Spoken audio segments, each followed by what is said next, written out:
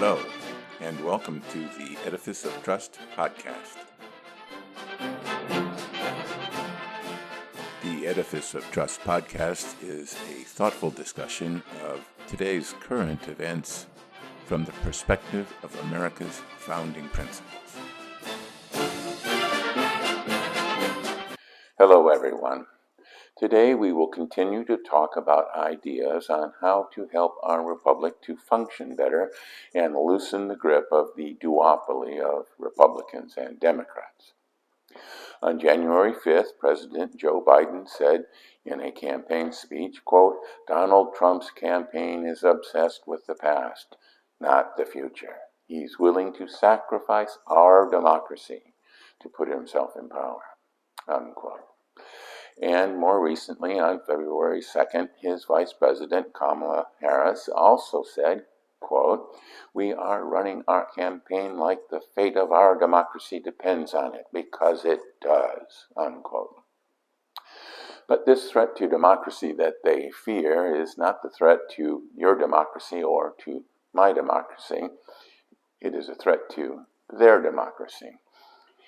It is not just the Democrats.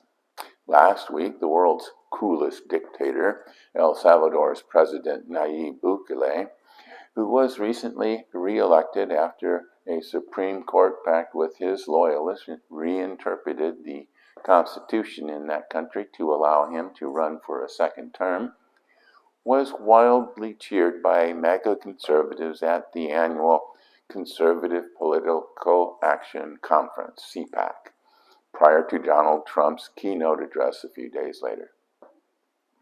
Russian dictator and war criminal Vladimir Putin is almost guaranteed re-election for another term as president in Russia's elections in March. Chinese president for life, Xi Jinping, would probably be elected if elections were ever held in China. Dictators and aspiring autocrats around the world seem incredibly popular these days. What is going on? Democracy is not all it is cracked up to be. As I have said repeatedly, democracy is a tool, and tools can be used for good or ill. But, like my neighbor's garage, which is a sanctum sanctorum of tools, there are a myriad of tools, each perfect for a specific job. I have a lot of wrenches, some of which are perfect for some tasks and lousy for others.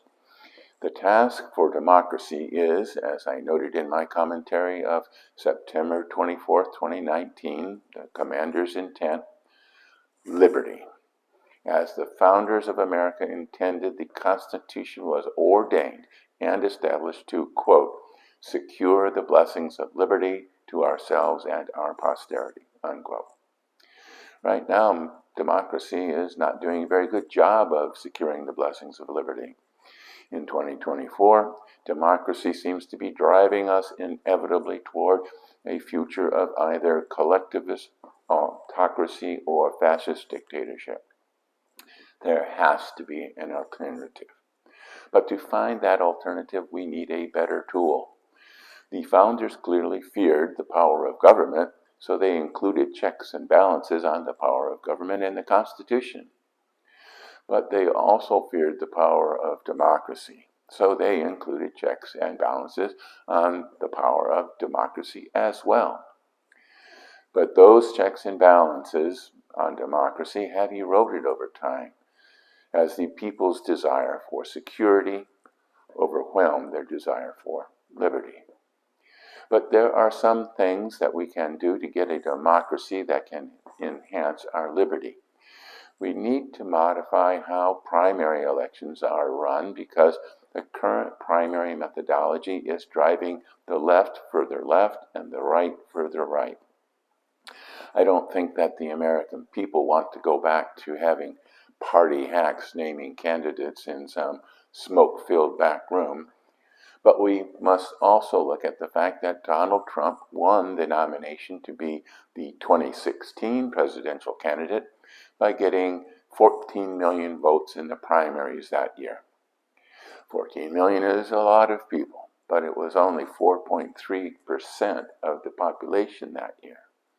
It was that 4.3% plus a similar percentage in the Democratic primaries that determined that the rest of the American people had to choose between Donald Trump and Hillary Clinton, two unpopular candidates that most Americans did not like or want. And now we are faced with similar choices in 2024. It may be too late in the campaign to make significant changes in the primary process, but if we start now, maybe we can create a better process for 2028, or we may end up with even more candidates we do not like or want. There are a number of methods that can improve how democracy can work better on securing our liberty. Authors Catherine Gale and Michael Porter describe alternatives in their book, The Politics Industry. One method is to eliminate plurality voting.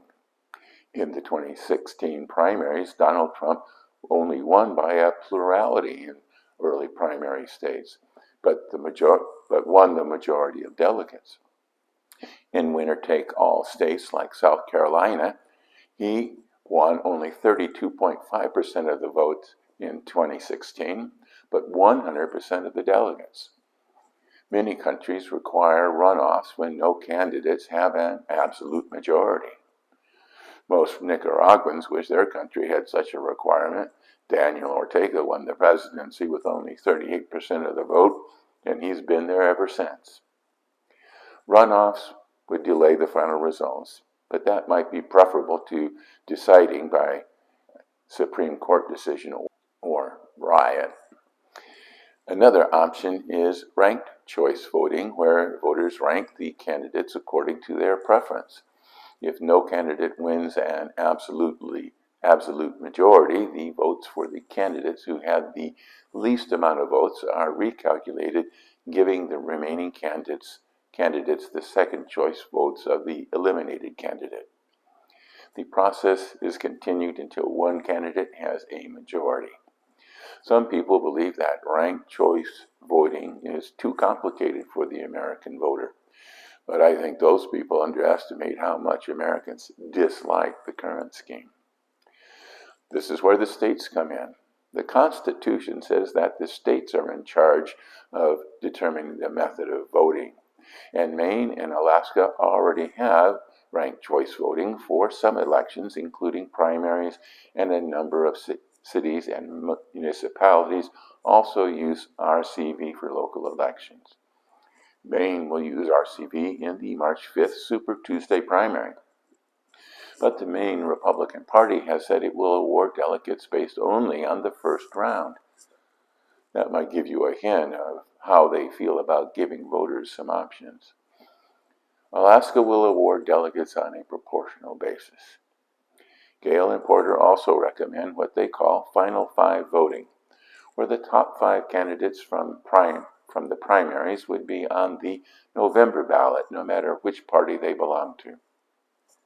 A Wall Street Journal editorial called Schiff, Porter, and the Law of the Jungle Primary, published February 25th, 2024, said that California's Final 2 election is increasing extremism instead of reducing it. But that is why it is important for the states to experiment to find out what works. Final 5 voting might work better than Final 2. But improving voting is only the first step. There is still a lot of work to do to get our government working for the American people and not for extremists on the left and right. Time is of the essence, but these experiments in reform will not be in place for the 2024 elections. We have only 2 hopes to forestall an extremist takeover: a viable third-party candidate and a divided government. This will prolong our agony of divisiveness, ineffectual governance, and foreign policy confusion. But that, it is sad to say, is about the best we can hope for. Thanks for watching.